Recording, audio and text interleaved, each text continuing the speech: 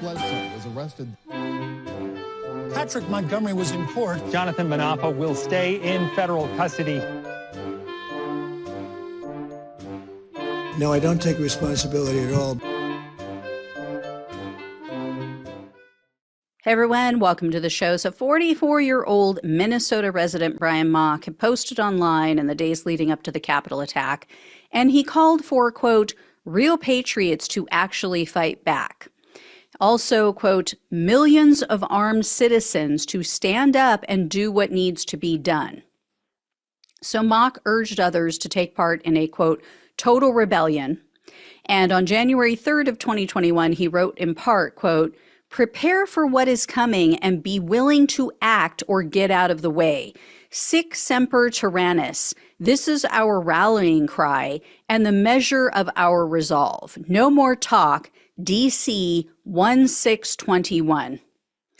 And in that same week, Mock threatened the then Speaker of the House, Nancy Pelosi, in two different posts. He wrote, quote, well, Nancy, that ain't the worst thing that's going to happen to you this week. And also, quote, she should be afraid of us. Mock was absolutely planning for violence on January 6th because he told his eldest son, AJ, that he might die in DC. And then he messaged his best friend and he requested, quote, if I don't come back, just make sure AJ does the right thing with all my stuff. So on January 6th, Mock was seen on the Capitol grounds. He maneuvered to the front of the police line, and in a video that he recorded himself, you could hear the police announcement ordering everyone to leave, telling them, you're on restricted grounds, you need to go. Instead of leaving, though, he was seen waving for the mob to advance towards the police. And then a short time later, Mock was seen helping to move at least one barricade. When he did, the mob surged forward. They started physically fighting with the police, and an officer named Jonathan Collins was knocked to the ground in all of this melee. When he tried to get up, Mock pushed him back down. Then Mock was seen on video. He was trying to kick Officer Collins. And then following that attack, he moved to another area.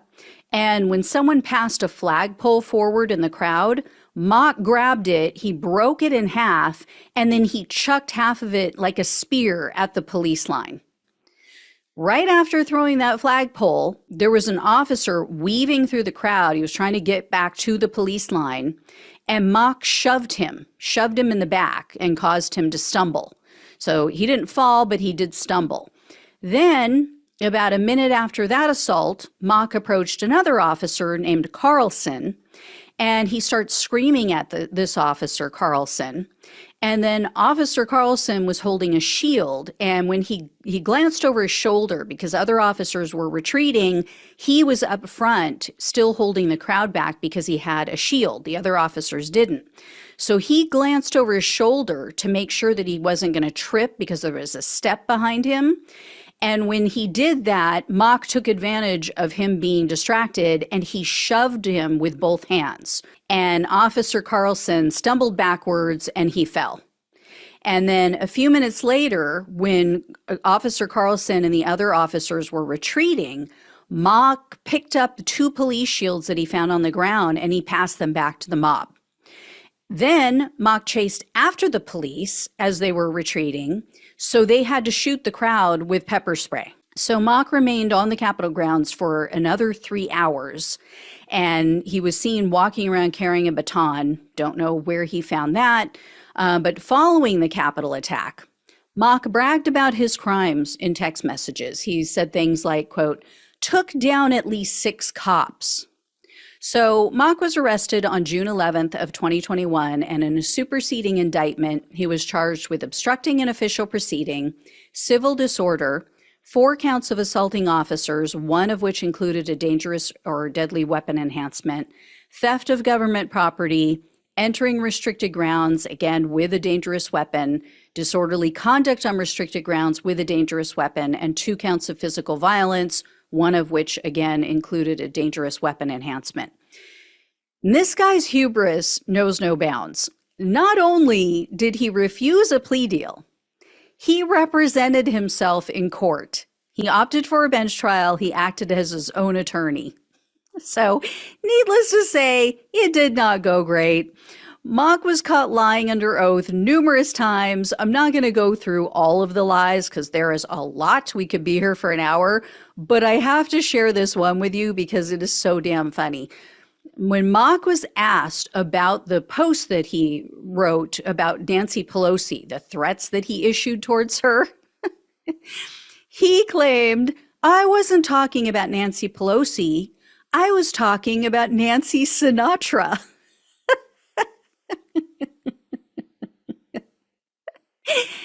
I guess he really hates her boots song, you know? Her boots are made for walking. So Mock's son testified in this trial because Mock's son, the eldest son, AJ, that he mentioned, he was one of just several people who reported Mock to the FBI. And then their text messages during this trial, their text messages were introduced as evidence. And in one of the text messages, AJ told his dad, quote, what you guys did today was treason and a homeland security threat. Everyone there should be locked up for the rest of their lives, including you. You stormed the fucking Capitol. So AJ testified that, time has passed. He now feels bad about turning in his dad, but he contradicted some of his dad's testimony, so that hurt his case even more. And then at one point during the trial, Mock, when his son is on the witness stand, Mock tries to bring up his son's sexual orientation for some reason. So the judge shut that down really quickly, and the judge said, that has nothing to do with this case. It has nothing to do with his testimony, nothing to do with this case. So I don't know where he was going with that, but, father of the year right here, guys. So anyway, the video evidence was just so strong against Mock, including his own video that he and his girlfriend recorded. So he was just doomed. And then Mock was found guilty on all counts. The judge did, however, dismiss the dangerous weapon enhancement, so that reduced the sentencing on some of the counts. So based on the most serious conviction, Mock faced up to 20 years in prison, 3 years of probation, and $250,000 in fines.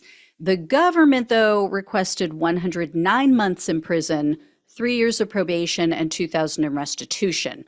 And they say that Mock has a, quote, disturbing history of violence and intimidation. One incident that they described, this happened in 2009.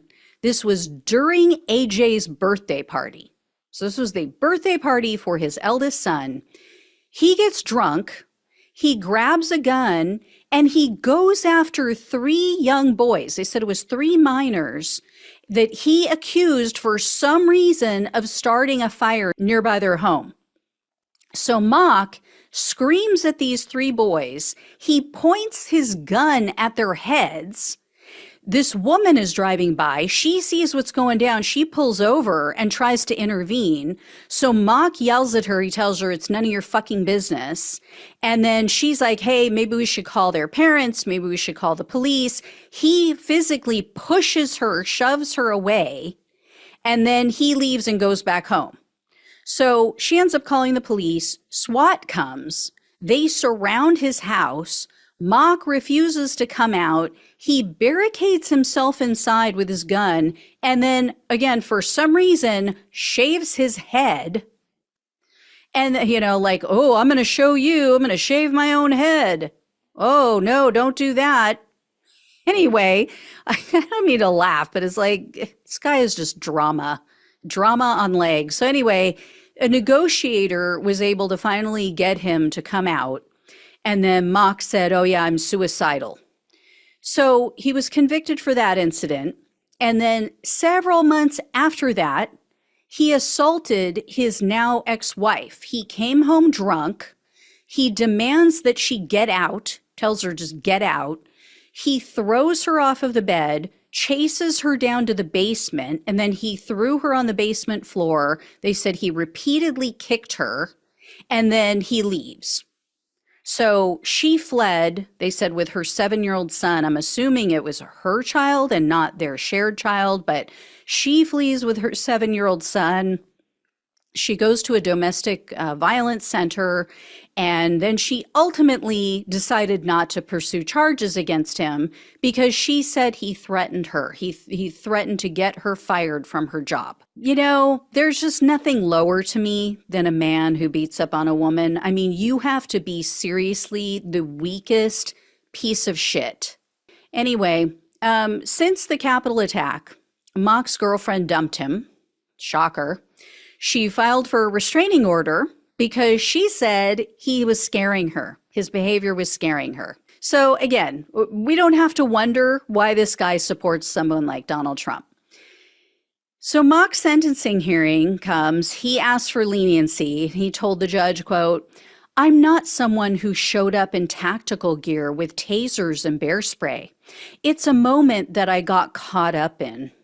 So Mock also blamed Republican politicians who lied about the election being stolen. And he said, quote, "There should be some accountability for that because I wouldn't have been there otherwise." So U.S. District Judge James Boasberg presided over Mock's case. And although he agreed that politicians should be held accountable, he told Mock, quote, "You're too smart to have been fooled by the lies on the election." So when all was said and done, Mock was sentenced to 33 months in prison, 2 years of probation, and $2,000 in restitution. And then Mock receives credit for the 1 year that he's already served. I'm pretty shocked. I am very stunned by this weak sentence coming, especially from this judge. This man was found guilty on 11 counts. He assaulted multiple officers, and he gets less than 3 years.